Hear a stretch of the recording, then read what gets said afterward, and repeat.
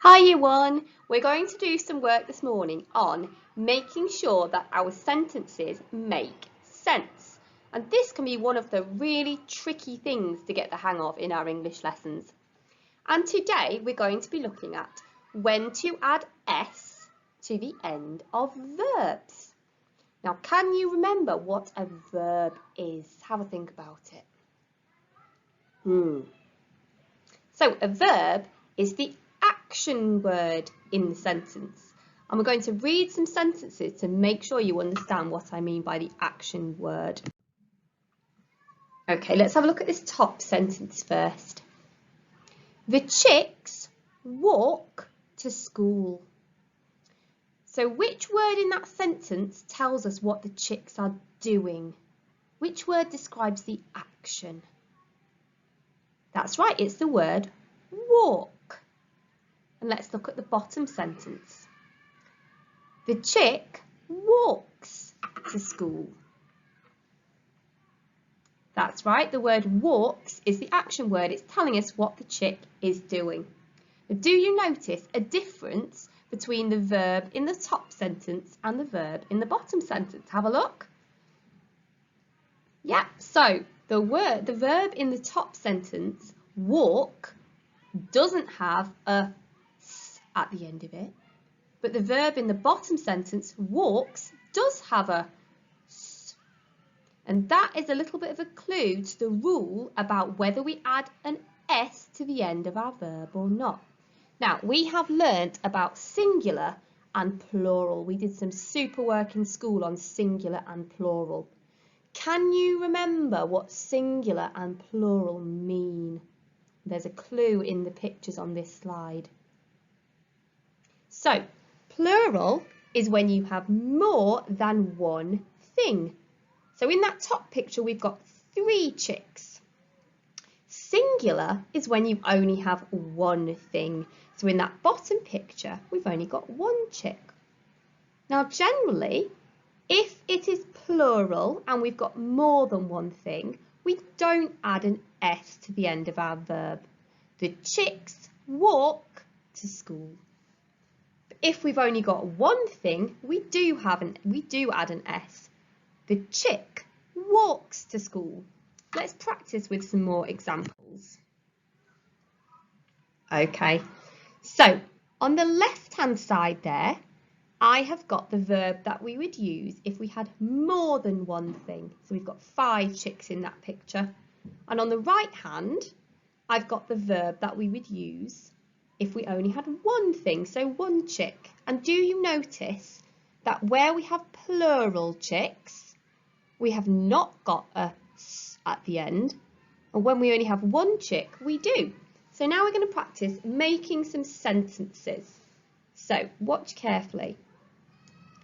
The chicks walk to the shop. So that version is for when we have more than 1 chick. Now, what I would like you to do now is see if you can say what the sentence needs to be when we only have 1 chick. So when we've got lots of chicks, it's the chicks walk to the shop. When we've got only 1 chick, what is it going to be? Have a think. Have you had a go? Okay, so with more than 1 chick, it's the chicks walk to the shop. With only 1 chick, it's going to be the chick walks to the shop. We've added a s because there's only 1 chick. Okay, let's have a look at another example. The chicks talk loudly. So that's the plural version. The chicks talk loudly. What will it be if there's only 1 chick talking loudly? Have a think. I'll give you a moment. That's right, it's going to be the chick talks loudly. We've added the s because there's only 1 chick, because it's singular. Let's have a look at one more. The chicks sit on the bench. So what is it going to be if there's only 1 chick sitting on the bench? You don't have to write it down, we're just practicing by speaking now. That's right, it's going to be the chick sits on the bench. Fantastic. Are you getting the hang of it now? Let's have a look at the next slide. Okay, so what I would like you to do now is look at the top picture where there are 3 children and think of the sentence to go with that picture. And I want you to say the sentence that needs to go with that picture. You don't need to write it down at the moment. You can always pause this and have a little bit more time to think about it. Okay, so the sentence that we're going to put with this picture is, the children sit on a chair. Now, why are we not saying sits? That's right, because there's more than one child. There are plural children. Now, I want you to think of a sentence for that bottom picture. Have a think. Okay. The child sits on a chair. We've added a s because there's only one child. It's singular. Okay, now we're going to do this slide. Have a look at the top picture, and I would like you to say the sentence that goes with that picture. Okay, so the sentence is going to be, the mice eat some cheese. Have we added a s to the end of eat? No, we haven't, because it's plural. There are 2 mice. There's more than one mouse. And now let's have a go at the bottom one. Practice saying that sentence. The mouse eats some cheese. We've added a s because how many mice are there? There's just one mouse. It is singular. Okay, this is the activity that I'm going to leave you with.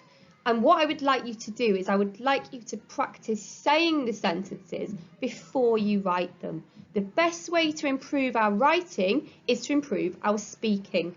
So before you write these sentences to go with these pictures, I want you to practice saying them and then writing them down. And you can go back to the beginning of this presentation and you can start watching from the beginning if you forget which way round it is. But remember, the rule generally, if there's only one, we add an S to the verb. If there's more than one, we don't. I'm really looking forward to seeing your super work later.